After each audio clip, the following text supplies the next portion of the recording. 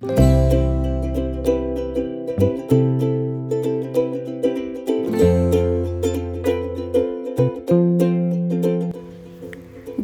হলো কার্শিয়াংয়ের গিদ্দা পাহাড়।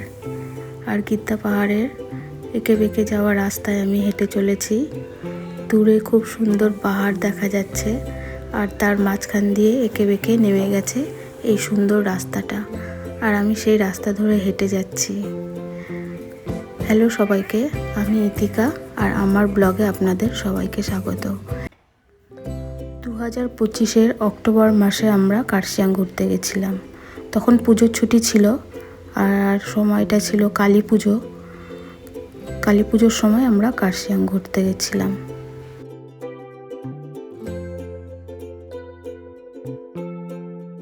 গিদ্দা পাহাড় ঘুরতে ঘুরতে চোখে পড়ল এই টয় ট্রেন।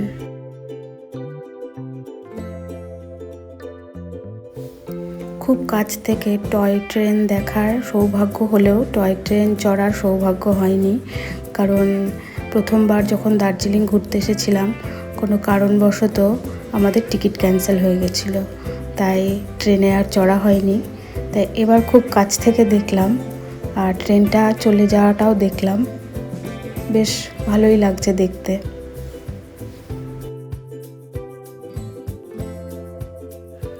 কার্শিয়াংয়ের এই রাস্তাটা দিয়ে যাওয়ার সময় আমি প্রথম চা বাগান দেখলাম।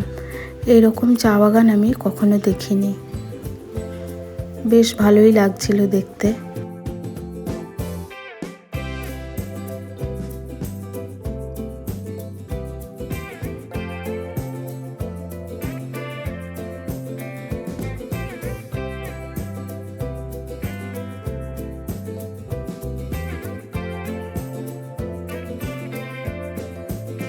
পুরো কার্শিয়াং শহরটা যেন ছবির মতন সুন্দর।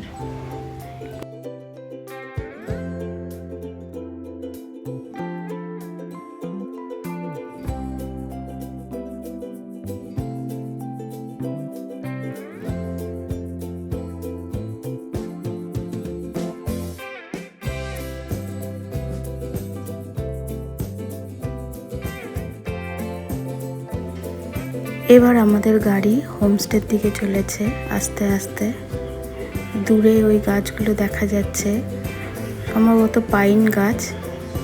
দারুণ লাগছে দেখতে।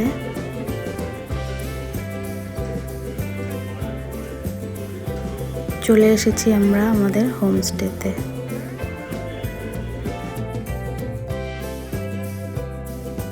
হোমস্টেতে ঢোকার পর ঠিক এইরকম দৃশ্য আমার চোখে পড়েছিল।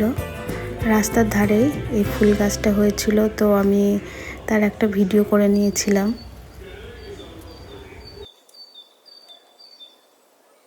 হোমস্টেতে পৌঁছেই আমরা খাওয়া দাওয়া করে নিয়েছিলাম। তারপরে আমরা এরকম ছবি তোলার জন্য বেরিয়ে পড়েছিলাম, আমি আর আমার দিদি। পুরো হোমস্টেটা মেঘে ঢেকে গেছে, এরকম দৃশ্য আমি আগে কখনো দেখিনি। আর হোমস্টের চারিদিকে এরকম ফুল গাছ লাগানো ছিল।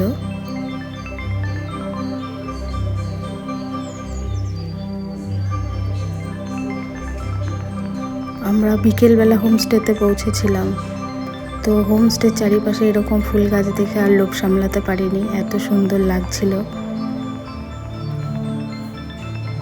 এই জায়গাটা হলো কার্শিয়াংয়ের একটা অফবিট, জায়গাটার নাম দেওরালি।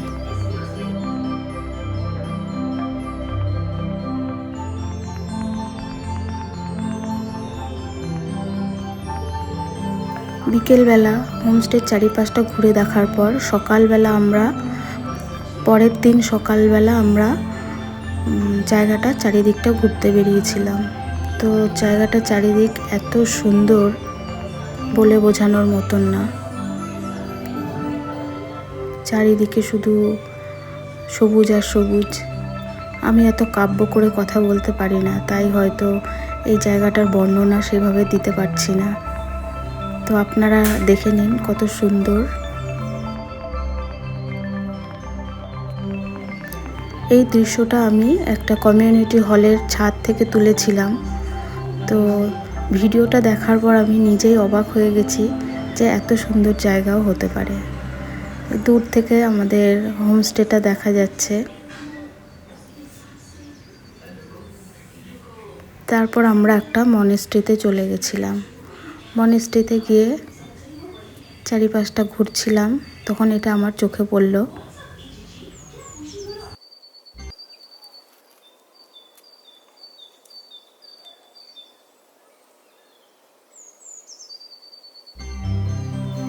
হোমস্টেতে পৌঁছানোর পর আমাদের জন্য চলে এসেছিল গরম গরম চা। তো চা খেতে খেতে হোমস্টে থেকে দূরের কিছু দৃশ্য দেখছিলাম। তারপর আমরা খাওয়া দাওয়া সেরে গাড়ি নিয়ে বেরিয়ে পড়ি।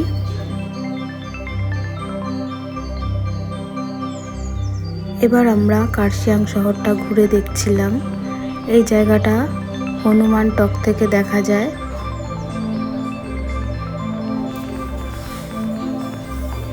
যত দূরে তাকাচ্ছিলাম শুধু চা গাছ আর চারিদিকে সুন্দর সুন্দর বাড়ি। এগুলো বাড়ি না হোটেল ঠিক বুঝতে পারছি না।